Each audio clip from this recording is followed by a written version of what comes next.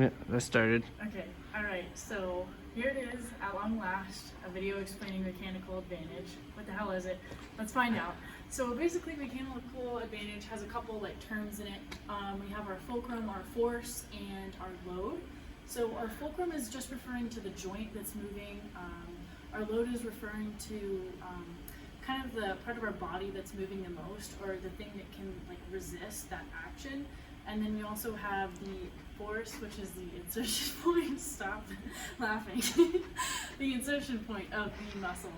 So basically we have 3 lever classes. So we have first, second, and third. Basically what we need to know is that the first and third classes, they're terrible. They don't like do their jobs very well. But our second class levers, they're awesome. So, and basically what this means is that our third and our first levers are going to have a really small mechanical advantage, sometimes like a decimal, and our second class levers are going to be like an integer like greater than 1. So mechanical advantage is going to be equal to the force arm over the load arm, and basically what that means is that our force arm is just the distance from the fulcrum to the force divided by the load arm, which is the distance from the fulcrum to the load. So an example of this could be like, we can run through this with flexion of the elbow, which is going to be this movement. So in order to kind of determine what lever class this is to get to mechanical advantage, we have to ask like these questions. We need to know what joint is involved in the movement, what muscle is doing the action, the insertion point of that muscle, the load of this action, and then we can get to the lever class. So the joint of flexion of the elbow would be our elbow joint. And a muscle that is doing this action, flexion, one of the primary movers is going to be our biceps brachii. We could also do the brachialis, but for this example, we'll do biceps brachii. And this is going to be, I hope your finger isn't in this. Your insertion point of the biceps brachii is going to be the radial tuberosity of the radius.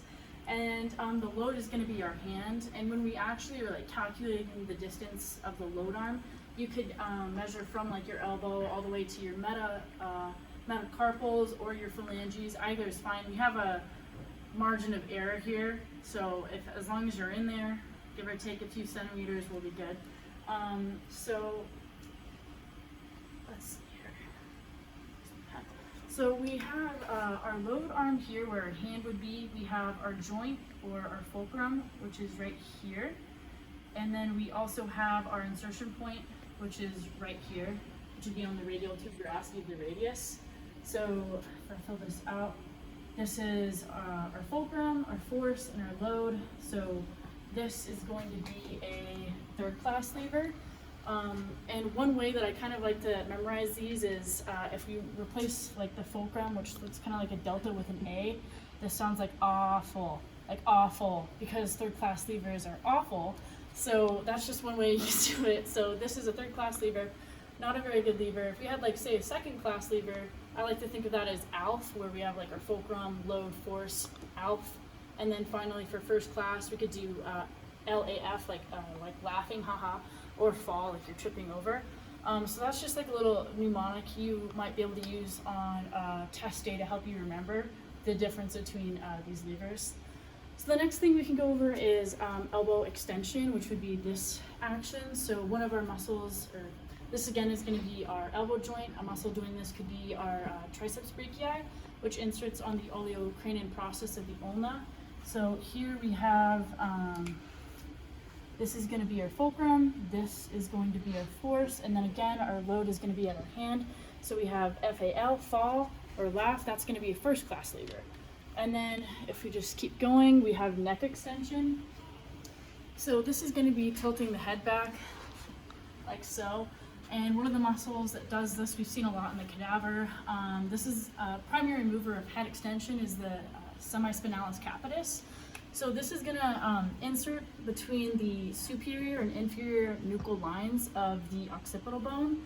And so when this muscle contracts, we're going to tilt the head back because we're pulling on this, the posterior part of the skull. So we're going to tilt our head back and extension. So in this case, our insertion point or our force from this muscle is right here. Our joint is going to be right here. This is the atlanto-occipital joint that we're maneuvering around. And then our load is going to be the anterior part of the face here, because that's kind of like what's moving the most and what's resisting this motion. So if we go kind of in this direction, we have our force, our fulcrum, and our load. Again, that's going to be a first class lever, so not the best lever, but my favorite lever is going to be tiptoes. So that's going to be plantar flexion of the ankle while standing, or yeah, sorry, just plantar flexion while standing. So if we're looking at a leg from the lateral view, where this is like our fibula here, the joint that's going to be involved in this action is going to be our like metatarsal phalange joint, or just like that ball of your foot. That's going to be your fulcrum here. The force or the muscle doing this action could be our gastrocnemius or the soleus.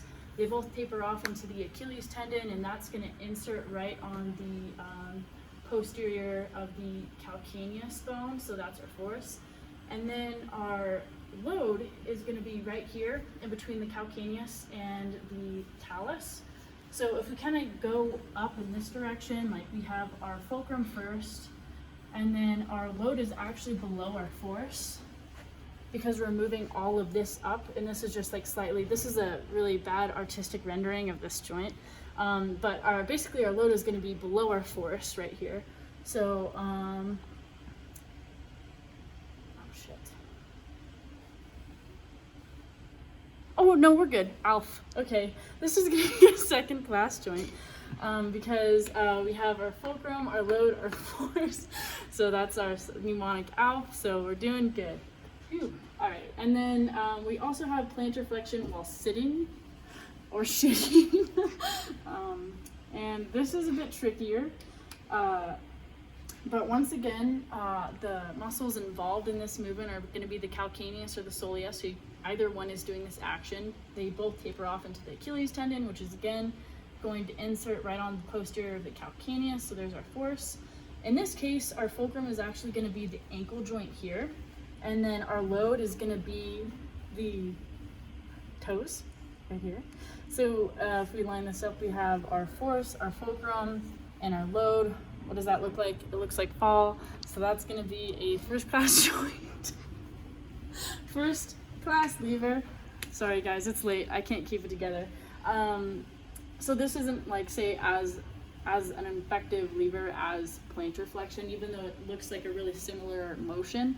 It's a little bit different. So we also then finally, we have elevation of the jaw. So again, like depression of the jaw would be opening, like and then elevation would be like putting it back in place, like So the muscle that's going to be like elevating the jaw is going to be our masseter, which is going to like originate on our temporal bone and insert on the lateral ramus of the mandible, and the angle should be like around this area here.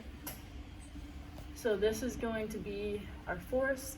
What joint is involved in this? This is going to be the temporomandibular joint. Temporomandibular joint. Ugh. And that's going to be right here. So that's going to be our fulcrum, and then we have our load right here. So this is going to be, let's see here, if we're moving down like this, we have our fulcrum, our force, and then our load. Awful. Sounds like a third class joint to me. Okay. And then finally, there's one other joint that motion I wasn't able to really capture on the whiteboard here, and that would be abduction of the shoulder, which we also want you guys to know. So again, abduction is like, help, I'm getting abducted by aliens. So we're going to be elevating the shoulder as so. So one of the primary movers of shoulder abduction is going to be our deltoid muscle.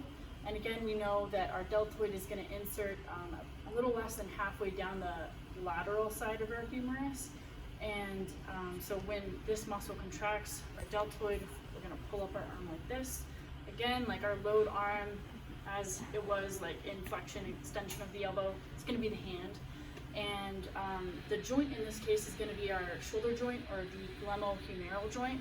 So if we were kind of just to draw this really quick, abduction, like here's our side, here's the arm going up, really bad rendition, but okay, here's our fulcrum and our shoulder.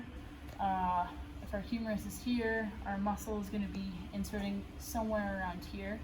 So that would be our force. And then we keep going up here in our load. If I could draw a hand, it'd be there. So this is, if we just go kind of up this angle, we have our fulcrum, force, load, offal. That's going to be our another third class lever. So then to kind of, that's the hard part, is figuring out like where the joint is, like what muscles involved, where it inserts, all of that. But if you can find that out, then you'll be able to get mechanical advantage no problem.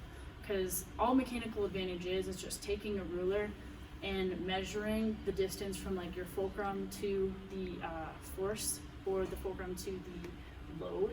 So like, to give you an example of why plantar flexion while standing tiptoes is such a good lever, our second class lever is if we kind of were to measure the distance between our fulcrum here and the force to get the force arm, this is going to produce like a larger number than the distance from our fulcrum to the load, because we can kind of just tell like this is going to be smaller than this. So when we get a big number divided by a small number, we're going to get like a larger number.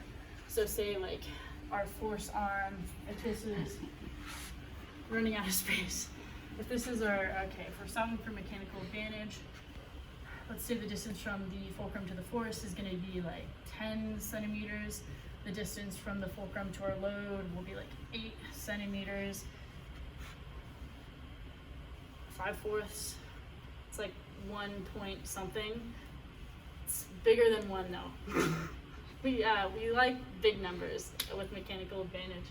But like say if we were calculating mechanical advantage of flexion of the elbow, what we do is we'd measure from the elbow joint to the radial tuberosity of the ulna, which say that's only like, say that's like 3 centimeters. So we have our force arm, and then we have to get our load arm, which would be like the fulcrum to our phalanges, or the metacarpals. That could be like 30 centimeters, which would be like 1/10, which is like 0.1, which is a small number, which we don't like. And again, mechanical advantage, it doesn't have any units, it's just like a ratio. And it really just tells us, like, why it's useful is it tells us like how much force a muscle needs to apply to do an action, and compares that to, or we get a ratio comparing the force applied to produce an action and the kind of force produced by the load that's resisting that movement. So we have like such a good lever, second class lever when we're plantar flexing, because this number, the distance between the fulcrum and the load is smaller than the fulcrum and the force. So that's basically everything. It's a lot. Sorry for getting this video out so late, but I hope it helps. Just email me if you guys have any questions. So yes, good night. Don't want to stop.